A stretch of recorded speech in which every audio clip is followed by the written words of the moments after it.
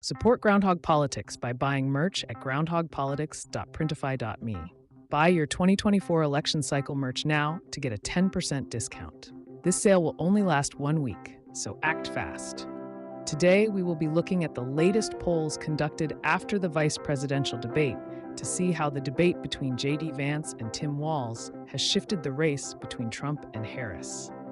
As we can see, Harris has lost a bit of her lead in the national polls, with one poll putting it as a tie. The other polls after the debate are showing a 2 to 3% lead. But before we take a look at the Battleground States, which will most likely decide this election, I will fill in the safe states for Harris and Trump. These are states that show one candidate or the other ahead by a significant margin. Now, the vice presidential debate, although not as important as the presidential debate, can help set the stage for the presidential nominee and, of course, reassure voters on the VP pick. We don't usually see much of a change in the polls, but with Trump being an older candidate, many have their eyes on who would be second in line. Same goes with Kamala Harris. She was the vice president pick for Joe Biden when he was going to seek re-election, but of course he dropped out and she became the presumptive nominee. So it just goes to show that the vice president does matter in this election, and voters may recognize this and solidify their presidential pick for 2024. All right, now that I've finished filling in the safe states, I'm going to put Minnesota in the lean blue category since there are no polls after the VP debate as of currently. And since Tim Walz, the governor of Minnesota, has joined Harris, it will probably be won by a lean or even likely margin by Harris. Let's start off with Nevada for the other battleground states. There have been some shakeups for the vice president, with this poll here from October 1st putting Trump ahead, but today we'll only be looking at polls taken after the debate. So this poll from the 2nd puts her ahead by 1 percentage point. This will put Nevada in the tilt blue for now. If Kamala Harris can just hang on for the next few weeks, she has a good chance of winning this state. And with only 6 electoral points, I don't see the GOP putting too much resources into flipping this state. A state that Trump will want to win back is Arizona. He won it in 2016 against Hillary Clinton, but lost it by the slimmest of margins in 2020 against Joe Biden. In Arizona, if we take the averages of all these other polls, it puts Trump ahead by about 1 to 2%. But since we're only looking at the latest polls, we'll consider these from several pollsters that put Harris ahead by 2 percentage points. This will put it in the tilt blue category. Now, although Harris has taken these two, there's still hope for the former president. Let's move over to Georgia. He won this state back in 2016 and lost it by a few thousand votes in 2020.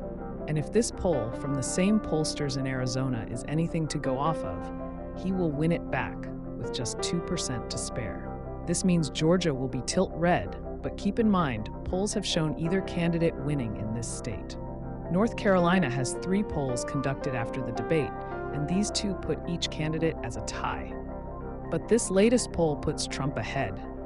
Considering North Carolina has voted for Trump in the past 2 presidential elections, this makes more sense. We'll put it in tilt red in favor of the former president. Wisconsin has multiple polls from Wednesday, and if we take up the average of these here, it will put Wisconsin in the tilt blue category in favor of Kamala Harris. It's a very close race so far, and it's been this way the whole year. So subscribe if you want to stay updated on the latest accurate polling. Moving over to Michigan, we can see this poll here puts Harris in the lead by several percentage points. I'll put this in favor of Trump because 2 pollsters put Trump ahead, rather than just 1. So this will put Michigan in tilt red. Now it comes down to the keystone state of Pennsylvania. This poll here puts Harris ahead by a slight margin, meaning that even though Trump won Michigan, he still will lose the election due to losing Pennsylvania. He would have to win Pennsylvania as well if he wanted to win. Now, if the polls are biased a bit towards Trump, it would push a lot of these battleground states over the edge in favor of Trump. If they're biased towards Trump, then he loses by a bigger margin. Either way, this is the closest map we've seen so far. If Trump were to simply win Arizona like the other previous polls were showing, then that would be a Trump victory. if Trump were to lose Michigan, then he would have a much more difficult path to victory. But these are only polls, and they have been shown to be biased one way or another. What we did here was only looking at 1 or 2 polls to see how the race has shifted after the VP debate, which is why taking the average of a handful of polls is the most accurate way to predict the election. And we'll be having a video coming out soon, taking the average of all these polls, so stay tuned for that.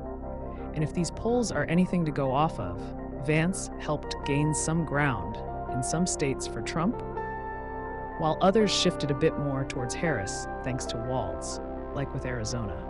This just goes to show that it's still anyone's race, and if you want one of these candidates to win, you need to go out and vote for them.